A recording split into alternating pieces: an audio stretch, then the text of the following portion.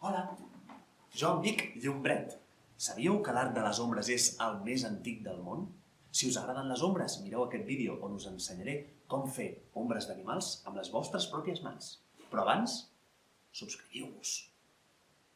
Avui farem el gos, l'ocell i la tortuga.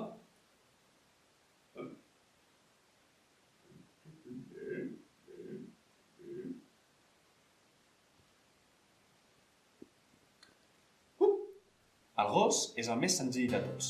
Primer hem d'apretar els dits d'aquesta manera. Després, aixecar el polze, que serà l'orella del gos. L'índex plegat és l'ull del gos. I el petit, funciona com la boca. Per l'ocell necessitarem les dues mans. També és bastant fàcil. Si us hi fixeu, els dors de les mans funcionen com les ales, d'aquesta manera. Veieu? I les podeu moure com vulgueu. I els polzes entrellaçats funcionen com el bec. Heu de trobar el moviment que us vagi millor perquè l'ocell pugui volar. Per fer la tortuga també necessitarem les dues mans, però aquesta vegada les posarem d'aquesta manera. Aquesta mà serà el cap de la tortuga i les dues potes de davant, i aquesta altra, la closca i les potes del darrere. Primer les heu de posar d'aquesta manera, una sobre l'altra. Llavors heu de trobar el cap de la tortuga.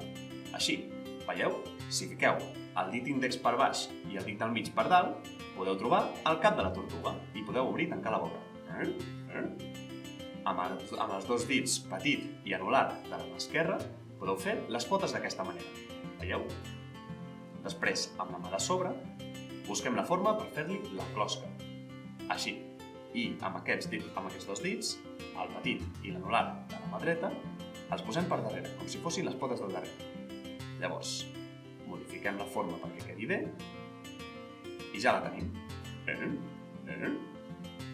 Si moveu les potetes, pot caminar. I fins i tot, com fan les tortugues, es pot amagar dins la seva pròpia closca. I tornar a sortir.